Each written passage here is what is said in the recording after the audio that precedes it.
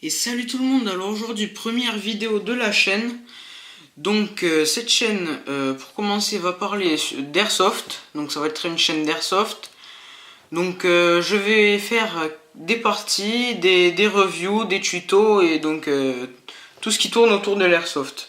Donc aujourd'hui je vous présente le M9 Beretta de chez SG. Donc le M9 est à gaz. Donc voilà. M9. Comme ça. Donc le M9 est à gaz. Il y a un up-up qui se situe ici à l'intérieur. Donc il est fixe. Qui se situe à l'intérieur du canon. Donc là je n'ai pas mis de chargeur. Donc je vous conseille pour ranger vos répliques de garder toujours un fond de gaz dans le chargeur. Donc voilà. Donc la crosse est pleine. Hein.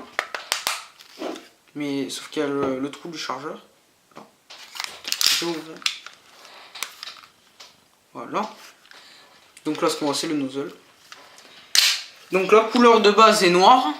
Donc moi bon après je l'ai peint et je l'ai repeint en noir. Donc voilà. Le poids est de 790 grammes avec le chargeur. La puissance est de 0,81 joules jusqu'à 1 joule qui fait 288 fps. Le tir est semi-automatique. Donc les billes conseillées sont entre 0,20 et 0,25 grammes. Donc la capacité du chargeur d'origine est de 25 coups. Donc je pense qu'après on peut acheter des chargeurs à rallonge. Donc après le gaz conseillé est du green gas. Bon moi je mets de l'ultra air et ça marche très bien. Donc pour mettre le gaz, vous avez là la valve. Vous avez le petit embout, vous le mettez dedans. Donc vous appuyez, vous attendez quelques secondes et voilà. Et donc votre chargeur est plein. Donc après pour engager un chargeur, bon, ça voilà, on le met dedans. On arme la culasse, donc il n'y a pas de bille, hein, mais il y a juste du gaz. Donc et après on peut tirer.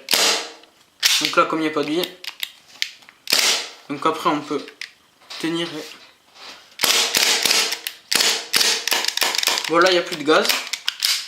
Voilà. La culasse se bloque automatiquement quand il n'y a plus de billes. Donc moi ça fait à peu près 1 ou 2 ans que je l'ai. Je joue avec, il marche assez bien. Il a une portée d'entre 20 et 25 mètres. Après je vous le conseille parce que c'est très facile à démonter. Regardez, on appuie là sur le petit bouton. On tourne. Donc on appuie sur le petit bouton. Voilà. J'arrive pas à cadrer. Voilà. Donc on appuie, on vient de tourner la petite molette qui est là. Et donc on vient avancer la culasse. Et donc la culasse, comme ça, voilà. Donc après je vais pas le démonter parce que c'est assez compliqué. Enfin c'est assez compliqué, on a juste à retirer le ressort. Donc vous tirez en arrière et vous l'enlevez. Et après le canon. Et donc faites attention là, il y a une petite partie. Voilà. Bon j'y arrive pas là. Bon voilà, c'est assez compliqué, bon faut pas le démonter sur le terrain. Donc voilà. Et donc voilà l'intérieur. Donc là, voilà. Donc voilà l'intérieur. Donc voilà l'intérieur de la culasse. Voilà, et après on tire, on a le nozzle, tout ça. L'entrée du gaz. Donc voilà. Donc bon, vous voyez, moi j'ai peint à l'intérieur sans faire exprès et il marche encore. Donc voilà, pour vous montrer que c'est une bonne réplique. Donc après, on vient tirer en arrière, on taxe. Et donc là, ça s'est remis automatiquement. Bon après, des fois ça se remet pas automatiquement, faut le remettre à la main, taxe. Et après voilà.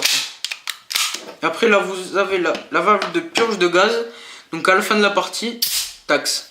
Vous faites ça. Vous appuyez là, voilà. Et donc ça va libérer le gaz. Donc en fait, ce qui va se passer dans la mécanique, la valve de purge de gaz donc est servie à purger le gaz. Donc voilà, on va enlever la culasse encore une fois.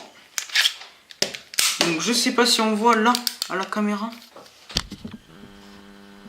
mais il y a quand même une espèce de petit picot là quand on actionne la détente qui vient se taper. Et donc ce picot va appuyer sur la valve de purge de gaz Donc voilà. Qui va faire sortir un peu de gaz. Donc qui va rentrer dans le nozzle. Donc après, moi la bille elle se sera chambrée. Enfin avant. Qui va rentrer dans le nozzle pardon. Et donc le nozzle va mettre le gaz dans le canon. Et après voilà. Donc il va mettre le gaz dans le canon. Et donc c'est ce qui va propulser la bille. Si certains se demandaient comment c'est fait. Voilà. Donc bon, après on peut pas démonter la réplique sans avoir défait le chargeur. Donc après taxe. Voilà. La sécurité est ici. Donc là, sécurité. On peut armer la culasse même ou même armer le chien. Mais ça ne marche, mais ça ne tire pas. Et là, donc quand c'est en haut, la sécurité est enlevée. Donc je monte pas mon visage, pas parce que j'ai pas envie, mais je trouve que le cadrage est meilleur comme ça. Donc voilà, on voit mieux les répliques et tout ça. Donc voilà, la réplique, un petit tour. Donc le calibre est chambré en 9 mm dans la vraie arme. Mais là, voilà quoi, c'est des billes. Hein. Donc bon, pour mettre les billes, on tire. On vient de tirer là, mettre les billets, voilà. Et après, tac, et on tire. Donc en marquage, il n'y a pas grand chose, à part ASG sur les plaquettes. Donc moi j'ai paumé une vis sans faire exprès. Donc voilà, bon les mires, je vais essayer. Voilà. Donc moi je l'ai acheté une centaine d'euros. Je l'ai acheté 100 euros, mais c'était en Andorre. Donc sur Lily-Folies on le trouve à 75 euros. Donc pour une première réplique de poing, je vous le conseille vraiment, il est simple. Une bouteille comme ça coûte une dizaine d'euros. Donc voilà. Donc après, là on a un point d'attache sangle. Enfin pour attacher une sangle. Donc au début de la vidéo, je n'avais pas mis d'intro parce que j'en ai pas encore fabriqué. Enfin j'en ai pas encore fait une intro. Voilà. Je n'ai pas encore fait une intro parce que j'ai pas trop eu le temps et donc là je tourne la vidéo, la toute première vidéo. Donc voilà, la réplique. Voilà, donc après là bon, on relâche la culasse comme ça. En appuyant, voilà. Donc comme la vraie arme. Donc voilà, j'espère que cette vidéo vous aura plu. Mettez un like en bas de la vidéo. Et abonnez-vous.